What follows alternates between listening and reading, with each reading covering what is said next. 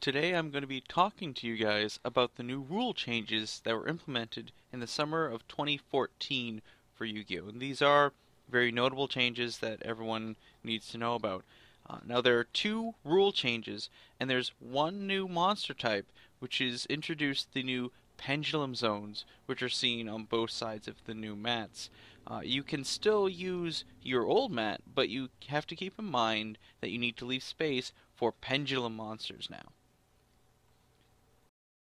The first of these rule changes involves when you draw cards. Originally, both players would draw 5 cards and then would draw a 6th card whenever their turn came around. This, however, has now changed.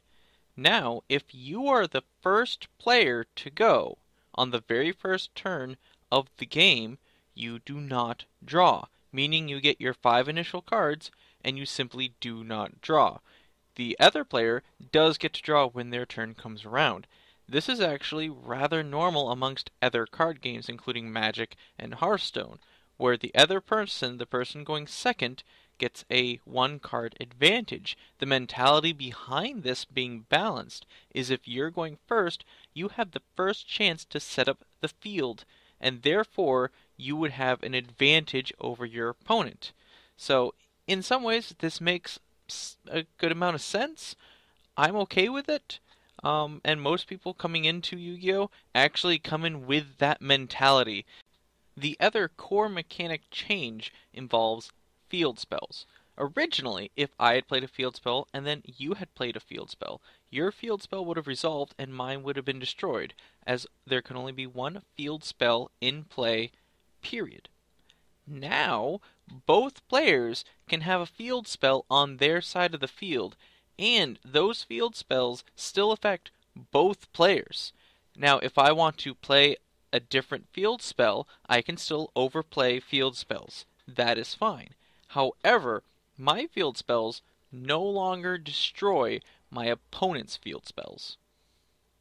Now, we're going to talk about the new zones and monsters that correspond with those zones, being the Pendulum Zones and Pendulum Monsters. Now, every mat from now on will now include Pendulum Zones. You can still use your old mats, but keep in mind you need space for Pendulum Zones now. Pendulum Monsters have attack, defense stats, everything that would be on a normal monster card. And if you play it normally as a monster card, you just use it as such. Nothing is different right now. However, the cards themselves are orange and green, meaning you can play them as either a creature or a spell. Now, if you play them as a spell, you ignore their monster effects, and you place them in the Pendulum Zone.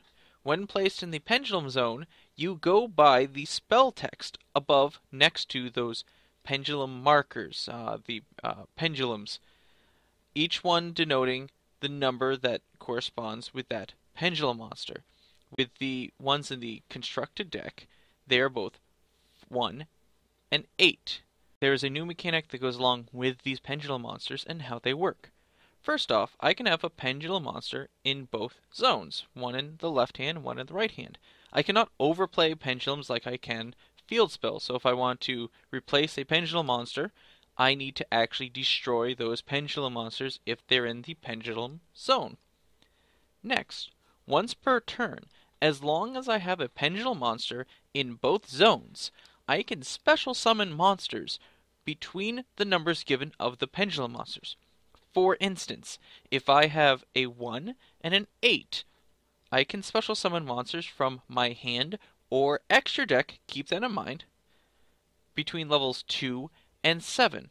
This happens all at once, and I can only do it once per turn. Pendulum monsters, when they're destroyed, either as a spell or as a monster, are not sent to the graveyard. They are sent face up into the extra deck. This does mean that your extra deck can have more than 15 cards, but initially it cannot be more than 15 and can only exceed that much by having pendulum monsters sent there from being destroyed. That does not count being discarded from deck or hand or anything else similar to that. In that case, pendulum monsters are sent to the graveyard. There are minor things to note with pendulum monsters and pendulum summoning, such as Things like Dark Necrofear cannot be special summoned through Pendulum Summoning because it has a special summon requirement. Things of equal value to one of the Pendulum Zones cannot be special summoned. So if you have a 1 and an 8, I cannot special summon an 8. It has to be in between the two Pendulum Zones.